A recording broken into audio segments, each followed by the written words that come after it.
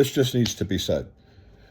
$12.8 trillion of the debt that the United States has, close to about one out of every $3 of the debt, is because of Donald Trump. Either his first term, which was $7.8 trillion, or now, big, beautiful bill, $5 trillion more. Trump.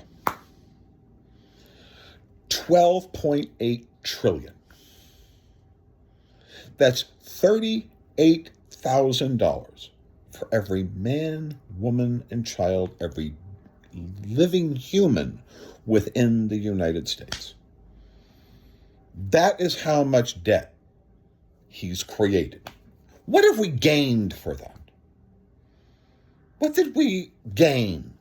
Part of Trump's debt I can understand from his $7.8 trillion because we all had to stay home because of COVID. This has nothing. This is all about one thing: tax cuts. And that's the truth.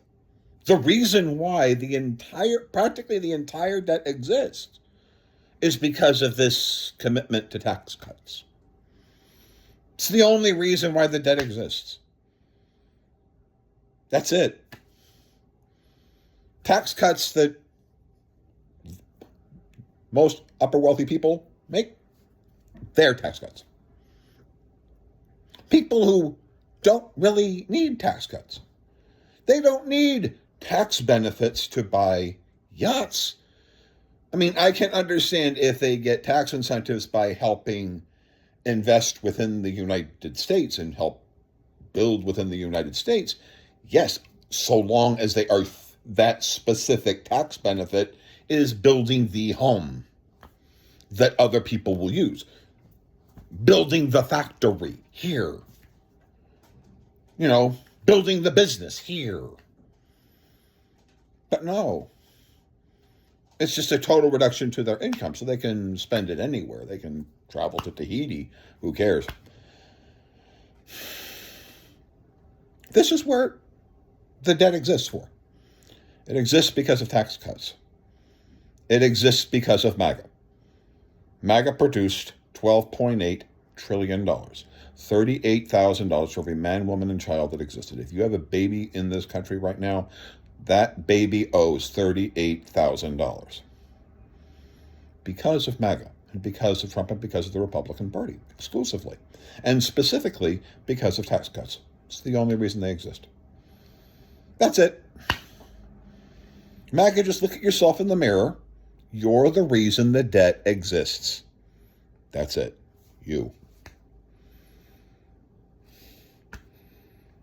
More military spending, militarizing ICE.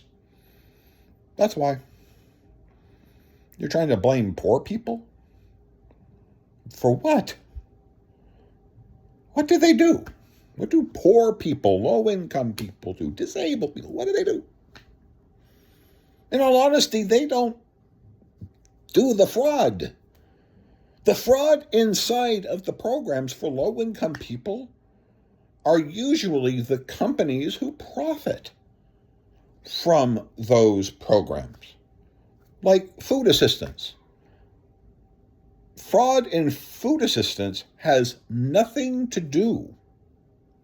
at all to do with, well, a little bit maybe with, because it's usually like a store opens up and the store finds a way to charge, the food assistants some additional amounts of money, say $50, right? And so what they do is the store, whatever, takes the 50, but they give the person getting the food assistance $40. So the business profits 10, the guy gets 40. And that's kind of how that fraud might work. Some people do more than that, obviously.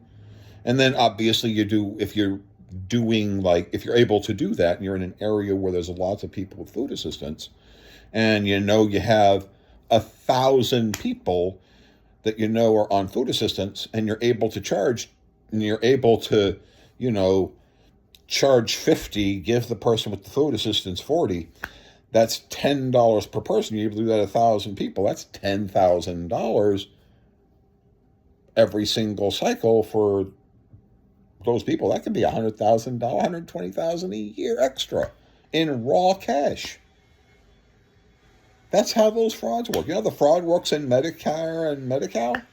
Yeah, all you have to do is you have to look this at the senator from Florida, because he was the largest Medicare fraud man ever.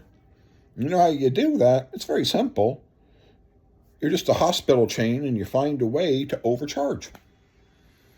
Now, ideally, what you would want to do if you were doing fraud is you commit your fraud, you make thousands of dollars in additional medical services for the person who is you're doing the fraud for, that you're committing the fraud for their medical services, but you try to give them a couple of bucks so that they keep coming back and doing it again. So, no, the fraud is with companies and people who learn how to do this, and fraudulent companies. So it's not really the low-income person. It's the people who develop the system that really benefit, not the low-income person. But the reason why we have our debt is because of what Trump and the tax cuts are. It's the only reason that they are. So MAGA right now, as far as I'm concerned, you owe every single person in this country $38,000 for every man, woman, and child that exists in this country, because that is what you did. You should get that to the people that you gave these tax cuts to, because that's why the debt exists. You generated it. You produced it. Low-income people are going to suffer, and they wouldn't need to suffer if you simply didn't do the tax cuts. If you didn't do the tax cuts, they wouldn't be suffering. They're suffering because of your tax cuts, and they're going to pay for it because the increased debt will make it more difficult to do the right thing in this country. And so what you're just going to do is punish people all because of your loyalty to tax cuts. And that's why we're here. That's why we have the debt. The debt exists because of one thing: MAGA tax cuts, supported by all these Republicans who all need to go, because we need a Congress that will do whatever is required to be able to balance the budget. That's it. And that will require massive raisings in taxes, reductions to military spending, and turning ICE into the same budget as any law enforcement agent. That's it. Simple. That's what we just need to do, and just keep attaching the simple fact: MAGA, you produced $38,000 worth of debt to every man, woman, and child in this country. That's why you need to go. Bye-bye.